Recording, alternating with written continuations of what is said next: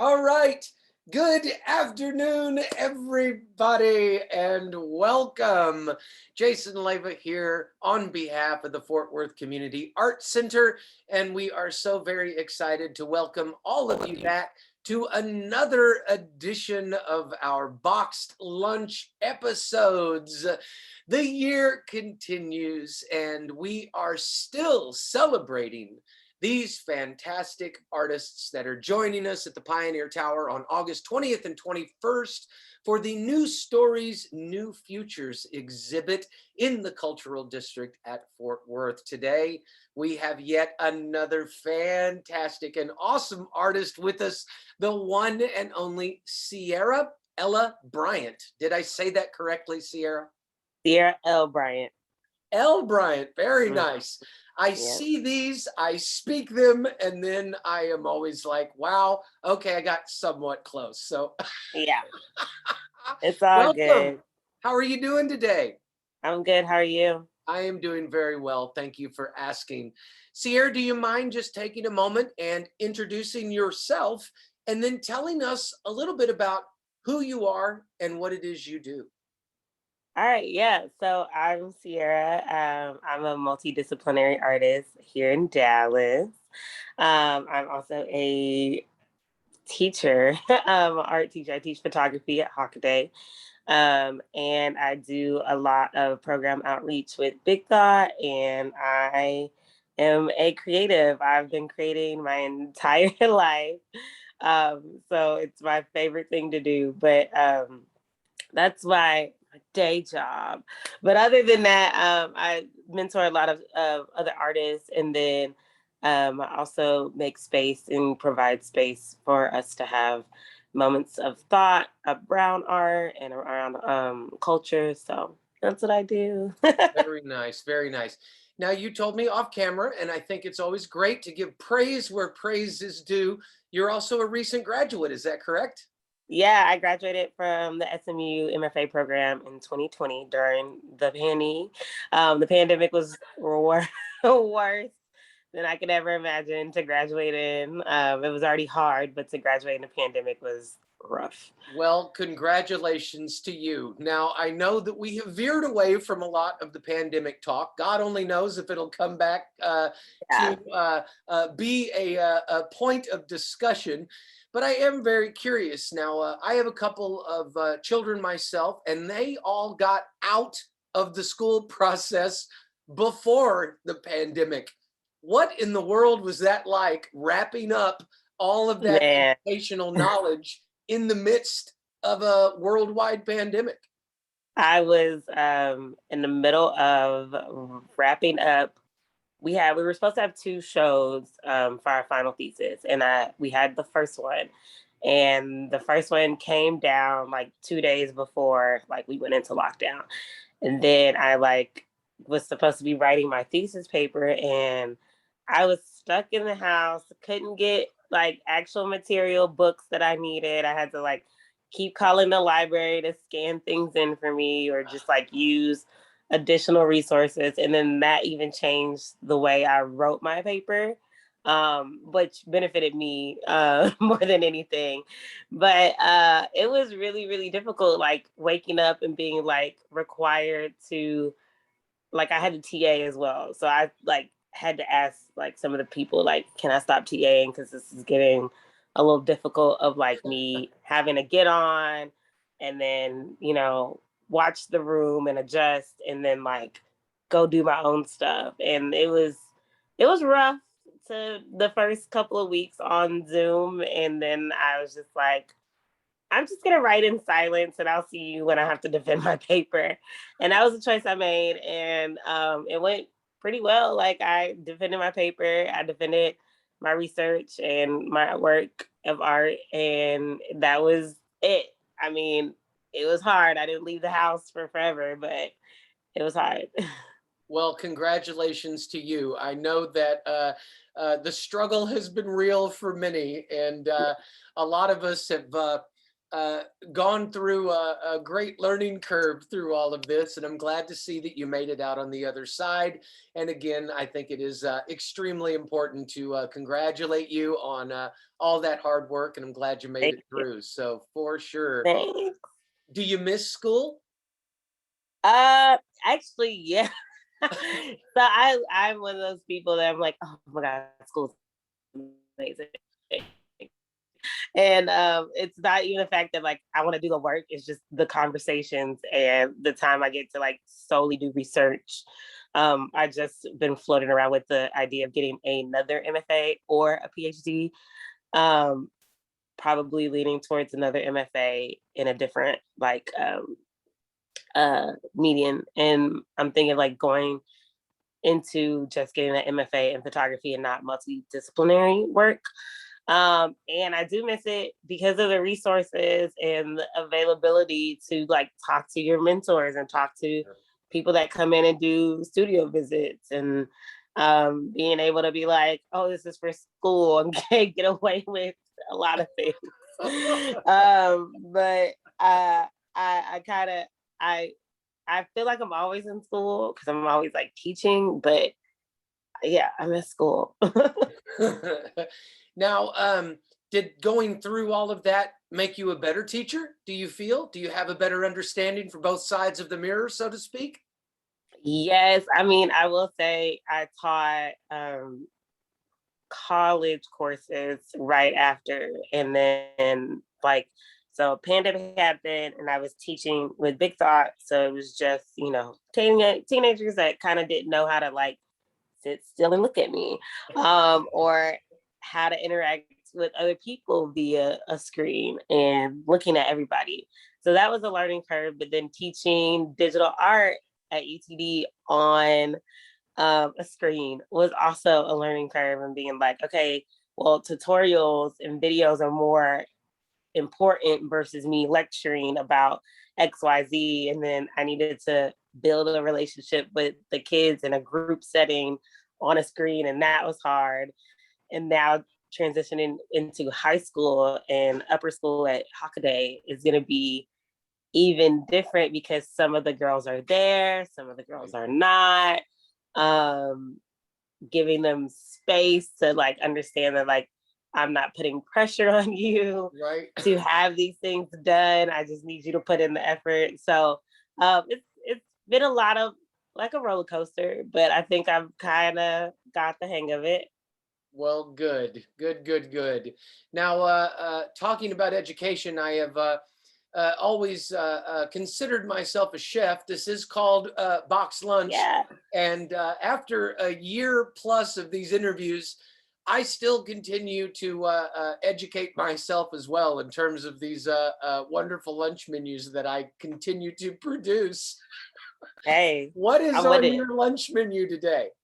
I have some Laotian wings because I am super busy and I haven't gone grocery shopping in forever. So they're like these like from Zap Kitchen, because I didn't go to Zena because they're closed right now. But they're Laotian Thai wings, so it's like a garlic wing fried with like dry garlic on top, and it's amazing. And then I have a Thai tea because I need some energy because I'm about to have a long day.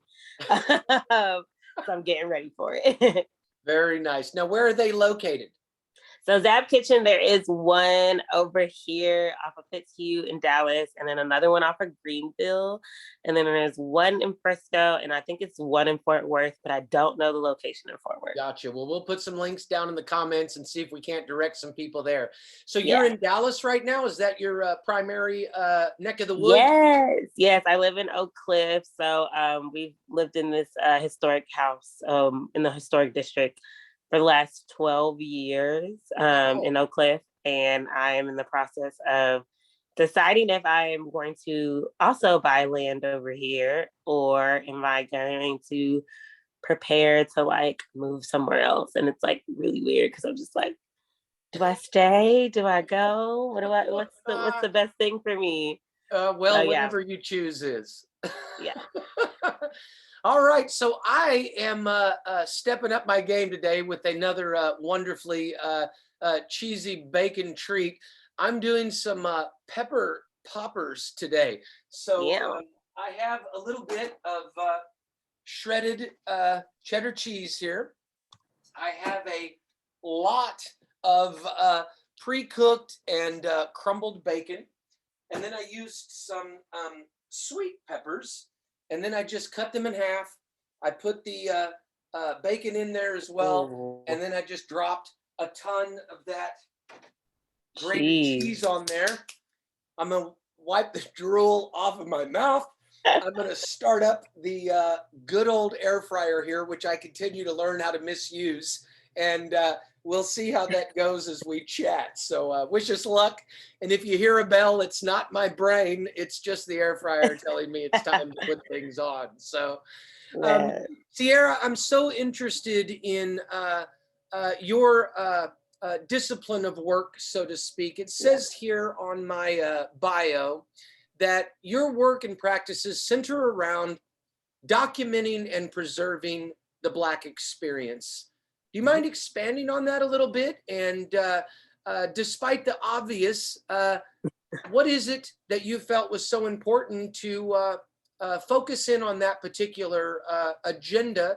And how do you go about doing that and moving forward?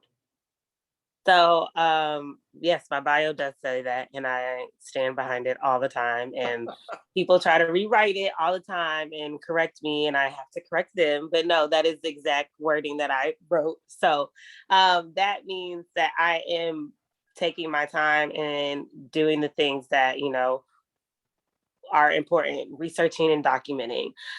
People understand that you can write a book and it exists as it is. However, if there is a section out of that book that is left out, where does it go? Where does it exist? Has it existed? Do we have dates? Do we have times?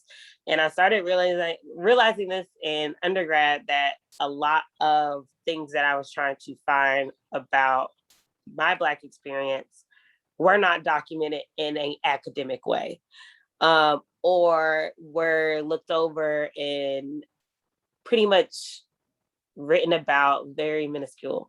So I was like, okay, I'm not going to do that. I'm going to do this my own way. So I started being very intentional in what I was shooting, what I was making, what I was writing about, what I was teaching about in undergrad. So I had a lecture that I had to give for a part of my thesis in undergrad. And I gave a lecture on Gordon Parks, and it was astonishing to me that no one in the room knew who I was talking about. And it was a photo class. And it kind of took me back to being like, okay, well, why is this information so hard to find when we have things like the internet and we have, you know, availability to look at catalogs from his work and look at his foundation and have this access to, this artist, this photographer, and nobody knows what I'm saying. They know an image that is his, but they don't know about him, about his work, what he chose to do, how he transitioned from, documentary photography to fashion photography to making a film to helping artists to helping musicians. And it really bugged me. And I think that was the turning point.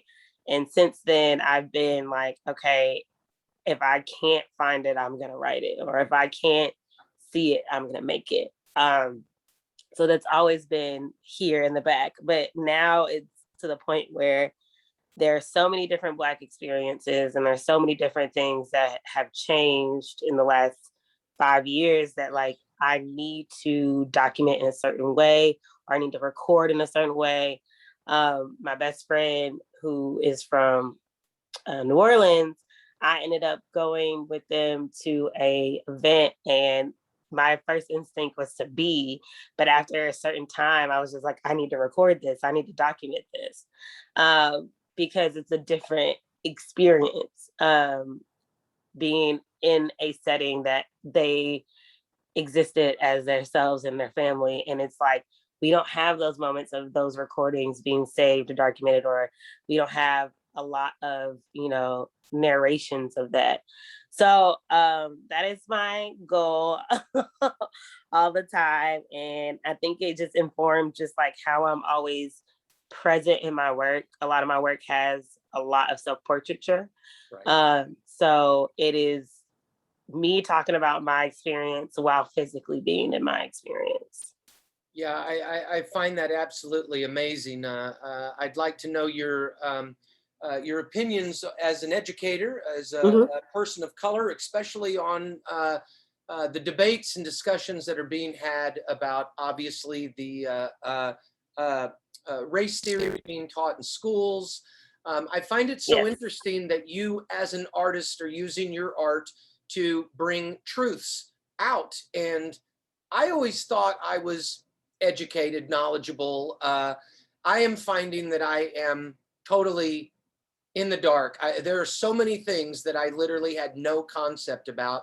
And I'm always amazed whenever art is a doorway into those Mhm. experiences. I think specifically about how excited I was when the Watchmen series came out on HBO. Yep. And here, what an amazing opportunity to use a fictionalized story to bring awareness to a non-fictionalized incident. And Right. I teed in very quickly to that here I thought this was going to be some great superhero experience. And it blew my mind how it led me to find the history and truths of an experience that I had absolutely no concept about. I grew up Yeah. in Oklahoma. I had no idea that those histories existed. What are your thoughts on this debate of critical race theory and where these discussions are leading us? I think the thought of not teaching critical race in schools is crazy, because that is pushing this one agenda of this is the bookmakers and this is what we're going to say is right, and we're going to ignore everything else. I grew up in Miami and moved here when I was 14, and started going to high school in Carrollton.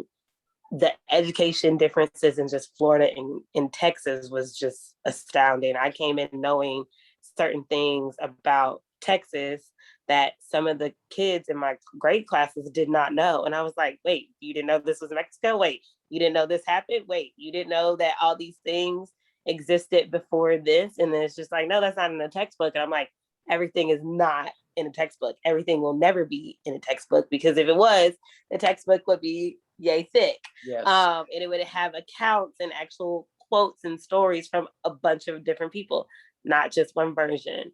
So I think that is doing a huge disservice to progression in the educational system in general, but I also think it's doing a huge disservice to the youth and the parents that have to stop and just like readjust, like, and make decisions of like, do I even want my child to go to public school anymore? Do I even want my child to, have to be told that they can't talk about certain things that has physically impacted them? I think it's crazy, but also like, I think that brings more opportunity for like the program I'm working with right now with Big Thought called Youth to Power. We're spending time talking about all these things and talking about, prison abolition and what is prison reform, and how, root problems and root causes can build this trickle effect that, extends centuries. So, and I'm teaching 13, 15-year-olds, 18-year-olds how to like critically think about this. And they're having, these questions and ideas that like some of the adults haven't even thought about. And, they're informing us how they feel. And yeah, as guardians and as, mentors, we're taking that information and being like, okay, what can we do now to assist them in what they want to do? And without those conversations existing, I don't think anything would change. We would be stagnant, and the world would collapse, and it just would be that. But I think it has to exist in some kind of part of education, because if not, we're just gonna rewrite history that nothing ever existed, and we're here. And it was not that. It is not that. Is the answer through art, if the laws hold and these discussions are closeted, so to speak, Mm-hmm. how do we get these important stories, messages, truth out? I ask as a white male, what can I do? How do we get around this and make sure that this information is continuing to be shared? These histories and truths. I think I'm thinking like in the weirdest way of just like we have all these texts that are already written about race and race theory and systematic oppression and how it influences education. We already have the information. It is up to a lot of other people to start recording that information in a different way, taking in that information in a different way, um, bringing it to different arenas of people. Uh, I think those are some of the most important things to start doing, but also, I mean, lobbying against like having them changing these laws and putting these in place is the biggest thing that I would say um, a white male can do, because y'all have a different amount of power when it comes to politics and lobbying and lawmakers that a lot of other people do not. Um, if a group of you guys got together and said this is something that still needs to happen, it'll be more listened to in a different way than a group of, let's say, Black women or Black men saying that this needs to exist and still needs to happen. So it's just using your privilege for a greater good. Yes, I share your thoughts. I hope that these small little windows, like a box lunch episode or something, Yep. are able to open some doors and create more discussions. Now, I use the term fiction and referenced the Watchmen series on HBO. Yeah. One of the things Great. I find so interesting about your work, one of your more recent solo exhibits, Sweet Pass at Sculpture Park. Now, what I'm seeing here is these are not fictionalized opinions. This is not imagery that came out of your mind and you painted on No. a thing. These are practical imagery. This is actual audio that you are using. Is that correct? Can you talk a Yeah. little bit about that installation project? I believe it's called Server. Is that right? Yeah. Yeah, so it's Server, that's the original server that I got to do at Sweet Pass in Exovo early 2020. So it was February 2020 before the pandemic. Actually, disrupted everything. So Server, the first Server was a homage to being told that my references and my theory and my research was too difficult at SMU for some of the older white professors to understand. And at a point in time, I made it so accessible, aka having a Google Drive folder with like links to movies and film I was watching, like Watchmen, like talking about Boys in the Hood, like talking about certain music videos and Missy Elliott, and having a YouTube playlist that was 400 videos that were either interviews from certain artists or certain activists and music, but then also having artists who I feel like was influential for my work. And I had a spreadsheet with all these artists and why I liked them. And they still said, oh, it's too difficult to understand where your through line is, when I physically gave them my through line and my bibliography in a Google Drive. So in that instance, it was just like, oh, it's too hard. Well, I'm going to put it in the whole room. And hopefully then you will get it. So it became like I don't really care anymore. And y'all are saying this is too difficult. So I'm going to show you how undifficult it is. And Server became my digital archive realized in a space, and it was a full room in a house And it had videos, and it had a video element, an audio element, the imagery, and then we had artifacts and objects in the space. And at a certain point, it did have smell. That was like the first couple of days, it did have an element of smell. So it was everything in one, and they still could not deny that, I'm talking about this thing because it's important now. They see it physically. So some of the images are my own, some of them are taken and sourced from the internet, and some of the audio is audio clips from when I was a kid, or specific songs from when I was a kid. And that has transformed to be 3 other iterations since then. Yeah, I find it so amazing. It's my understanding this is an ongoing exhibit. It's not done. It still continues with the It information. changes. Yeah, and Yeah. so is it right now at the Sweet Pass Sculpture Park? Where can we find information on server, and is it viewable today? So server is not physically viewable right now, and it will be back up on my website shortly. So on my website, you can see the 3D, not 3D, I'm sorry, 360 view of the original server. And on the website, you'll also be able to see my installation that I did at the Nasher during the summer last year, Windows, which that one doesn't have a 360 view. It's just, front facing. But then the one that I just did past December at RO2, that one will be viewable on my website as well. Server has not found a permanent home. Hopefully that will become something sooner than later.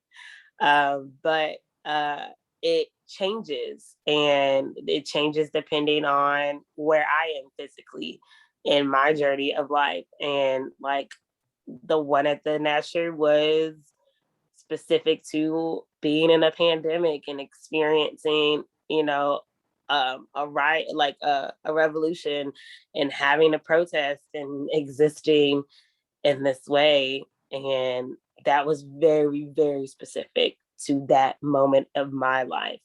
And then the one in December at RO2 was very specific to how I was feeling in my physical body about my body, and where all these lineages from those traumas came from.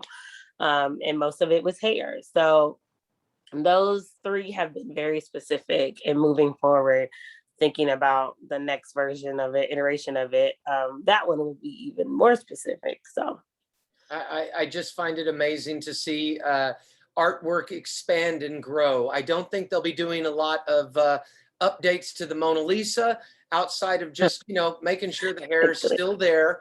And I always love it when art pieces expand themselves and they grow and they change. I think it's just really encouraging and so inspiring to see an artist stay with something and grow and adapt with it. So hats off to you on that fabulous thing. I usually ask at the end of the interviews, what is your website? How can we find it and get to it and see what you're doing? Yeah, so my website is my full name, CiaraElleBryant.com. So it's currently on a landing page right now because we're doing a lot of edits, but it'll be back up and running probably in the next couple of days. And then my Instagram has a ton of my work on it. And that is also Ciara Elle Bryant. Awesome. Well, we'll make sure that we repeat that at the end of the interview. Yeah. So how did you come to get involved with the New Stories, New Futures exhibit coming up in August? I got a email from Dr. Lauren Cross saying like, hey, let's chat. And I was like, okay. And we I was in Miami, so we hopped on Zoom, and she discussed her ideas for getting, these group of artists together to work with this project. And I was like, okay, sure. What is it? And she was like, in August. And I was like, oh my God, that's great. I have nothing going on. That was a lie. I then in turn had 5 things going on. But I was, at the time, I didn't know those 5 things existed. But I was like, yeah, I'll do it. And then there was another email that said, hey, we're all here, but we didn't know who we all were. And then there's a final email saying that, hey, these are the artists, meet each other. We all pretty much know each other, certain other experiences or other shows that we've been in together. But it was really like nice to be invited to, you know, something that was, that is public art, but also in a different, that elevates my work in a different way. And I get to work with Dr. Lauren Cross, and I get to work with Aurora and these people that I've like looked at their work, and I feel, you know, really at home with them. So I was really excited. Nice. It sounds like, and I may be misinterpreting this, but it sounds like this group of artists are familiar with each other. Is that from reputation, or do you know some of the artists that will also be there personally as well? I know a few personally, but then also some as reputation. Like me and Raul Rodriguez worked on a project of his called Deep Red Press Project. Right. That he sold some of my prints, and we've been friends since then, and that was mid-pandemic.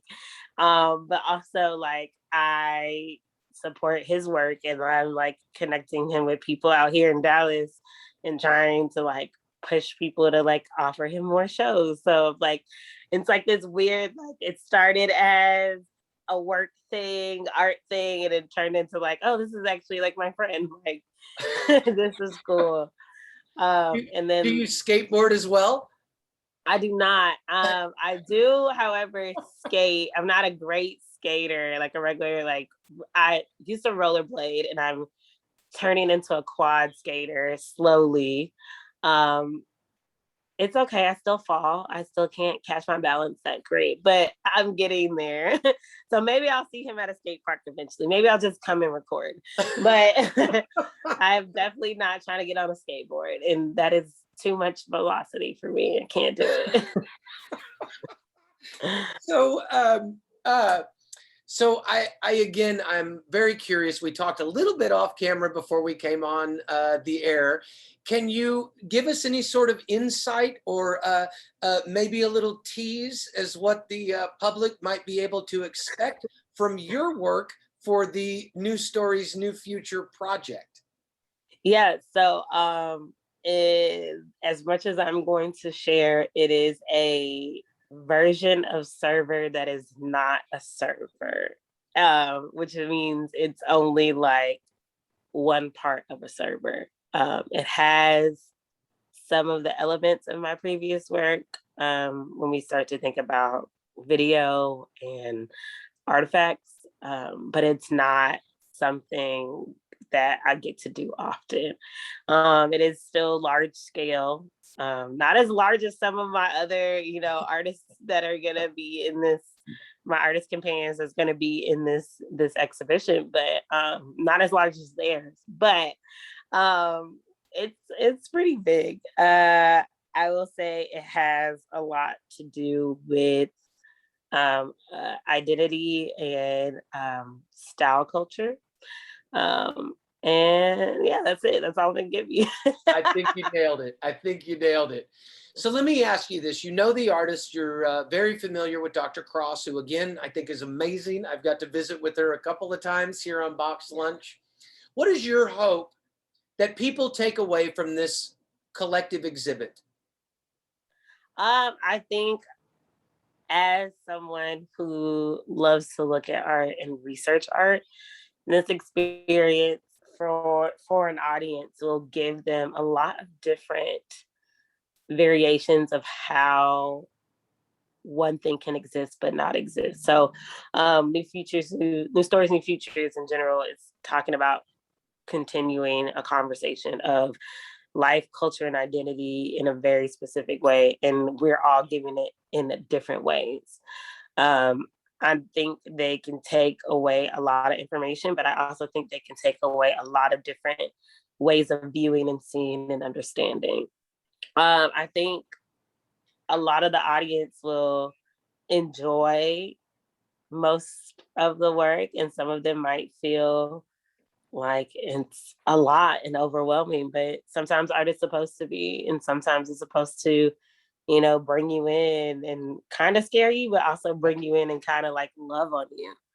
So I could not agree more, and am just so very excited to get to see how all of this plays out. I believe that I get the privilege of visiting with all of you on your walkthrough, and yeah, I just cannot wait to see it all after having the opportunity to hear about all of this stuff. And I just think it's going to be absolutely amazing, and am so looking forward to seeing what everybody is creating.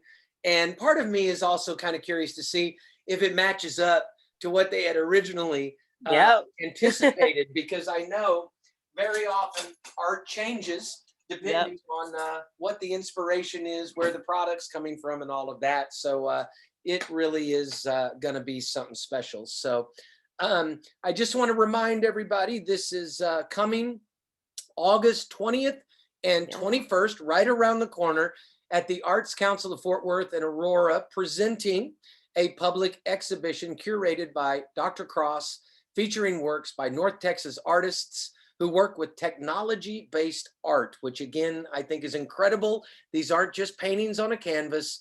There's a lot of really cool, interactive, and sounds like mind-blowing technology. I know if anyone is familiar with Aurora, that will also be a exhibit on the Pioneer Tower. So these artists that are local are all going to be at the base of the tower, just enhancing this incredible production, coming again August 20th and 21st. It is a free exhibit. All you need to do is go to newstoriesnewfutures.org. You can sign up for a time. They will then tell you when and where to show up. So Ciara, it has been an absolute pleasure. I don't want your wings to get any colder. My peppers, I believe, are not terribly burnt, so I'm excited about that. So as we wrap things up today, do you have any words of wisdom or encouragement for all of our fabulous audience out there? I mean, yeah, I always tell people to trust your instinct, and you know, you only know what you need, and that is always my guiding source, even in making decisions and making art. So, you know, trust yourself. Absolutely. Can I have that website one more time for those in the Yeah. cheap seats? Yeah, it's ciaraellbryant.com, and my Instagram is also Ciara Elle Bryant. Awesome. Well, it has been an absolute pleasure to visit with you. I can't wait to shake your hand in person. Please keep Yay. up the great work. And again, just an inspiration and a joy to visit with. So this is where we lift our plates and give a little bit of presentation. I'm going to let you see what the melted cheese looks like. Oh, that looks so good. Oh my goodness, I cannot wait to take a little bite. I'm going to try to not burn my tongue too bad. So that wraps up another episode of Box Lunch. Thank you so much for tuning in, folks. We'll be back again soon with a brand new episode. Ciara, it's been a pleasure. Bon appetit, my friend. Stay safe, everybody. Have a great day. Bye-bye. Ooh, that's good. Awesome. Jealous.